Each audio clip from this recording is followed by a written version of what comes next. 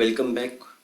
मागच्या लेक्चरमध्ये आपण ओपॅमचे applications, inverting amplifier and non inverting amplifier म्हणून ओपॅम कसा वापरतात याविषयी चर्चा केली. इन्व्हर्टिंग ॲम्प्लिफायरमध्ये इनपुट इन्व्हर्टिंग टोकाला देतात, तर नॉन इन्व्हर्टिंग टोक ग्राउंडला जोडतात. नॉन इन्व्हर्टिंग ॲम्प्लिफायरमध्ये इनपुट नॉन इन्व्हर्टिंग टोकाला जोडतात, तर इन्व्हर्टिंग टोक जे आहे ते ग्राउंडला जोडतात. दोघांमधला हा बेसिक फरक.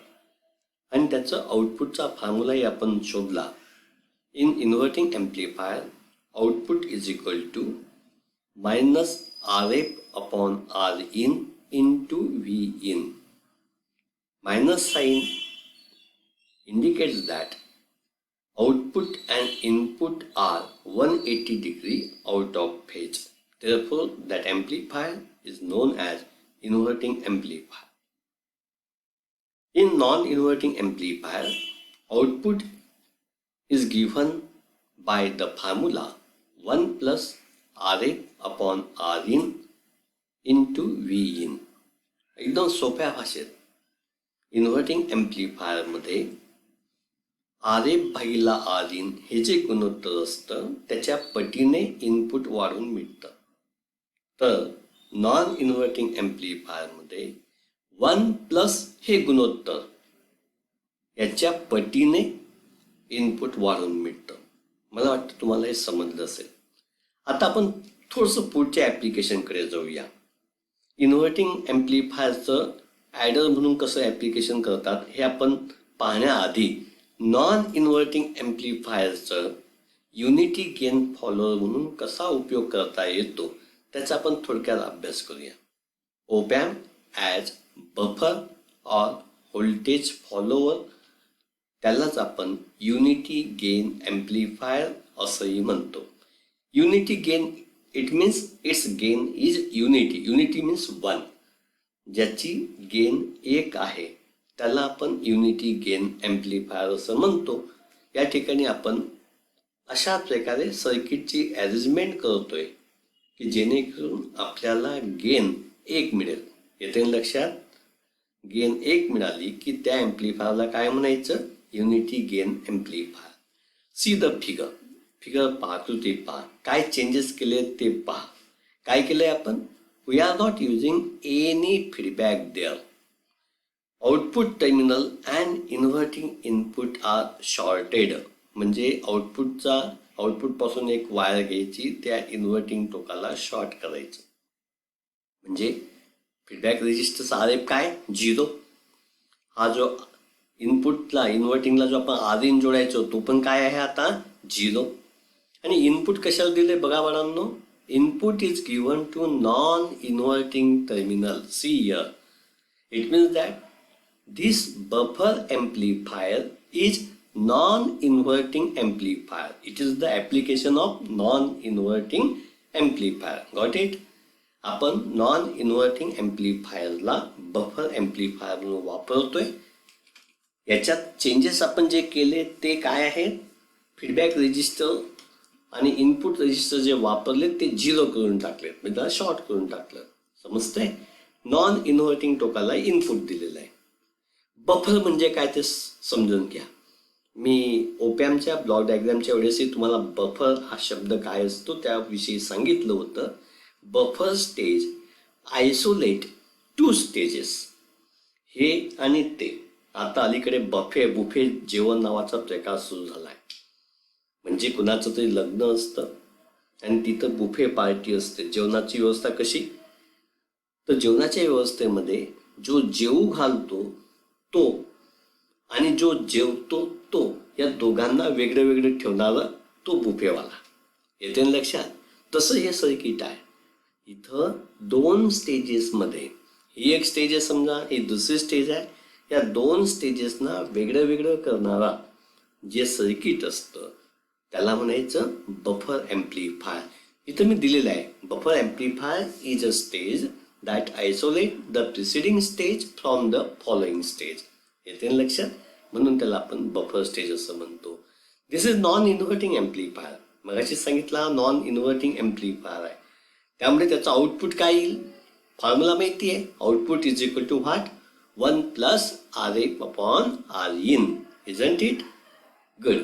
आता तुम्हाला माहिती आहे RF काय आहे आपला? 0. RIN काय आहे आपला? 0. म्हणजे RF upon RIN is equal to 0. म्हणजेच output is equal to what? 1. म्हणजे गेन काय आहे त्याचा? 1.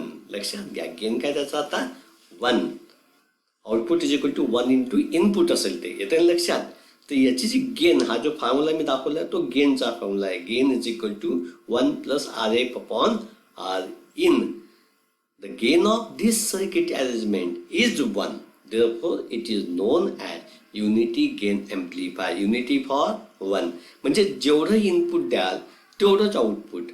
असं होतं का तुम्ही बुफे पार्टीला गेलात आणि तिथलं ज्या होस्टने गुलाबजामुन दिलेला आहे आणि तो तुम्हाला वेगळंच काही खाऊ घालेल? असं होतं का?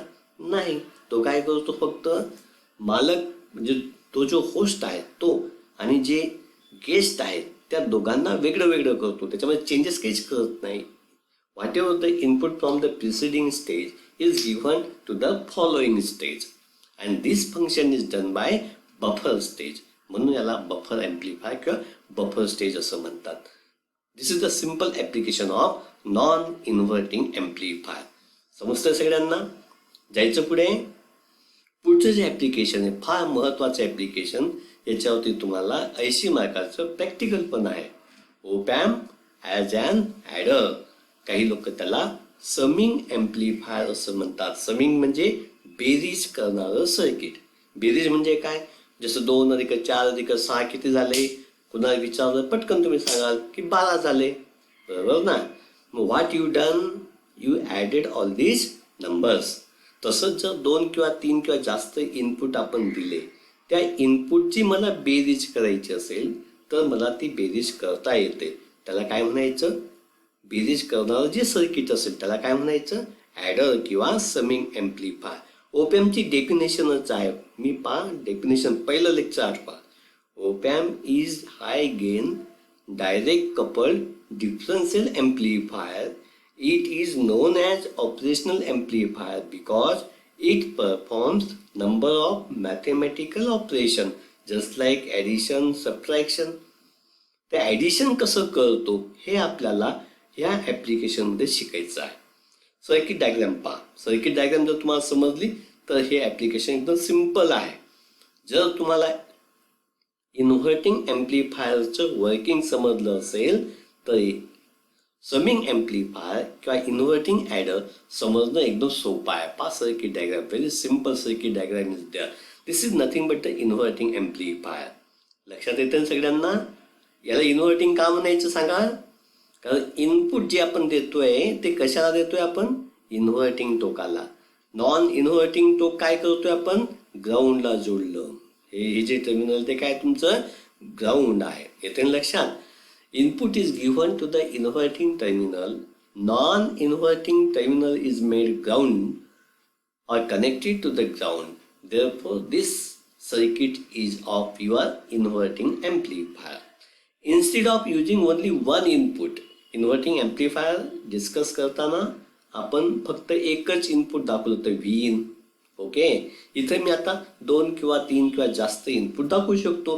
समजा आपण 3 इनपुट घेतले. Figure shows 3 inputs are given to this adder circuit through R1, R2 and R3. लक्षात घ्या, V1 इनपुट R1 ला दिलंय, V2 इनपुट R2 ला दिलंय, V3 इनपुट R3 ला दिलेलं आहे, बरोबर. आणि हे सगळं कॉम्बिनेशन, हे पॅरलल कॉम्बिनेशन आहे. आता हे कशाला जोडलंय आपण? या तुमच्या व्हर्च्युअल ग्राउंड टोकाला म्हणजे इन्व्हर्टिंग टोकाला जोडलेलं आहे. आउटपुटचा काही भाग फीडबॅक रेजिस्टर मार्फत आपण पुन्हा त्या व्हर्च्युअल ग्राउंड किंवा इन्व्हर्टिंग टोकाला दिलेला आहे. Got it? आता जर मला हे सर्किट सॉल्व करायचं आहे, याचं इक्वेशन तयार करायचं असेल तर आपण थोडंसं पुढे जाऊया.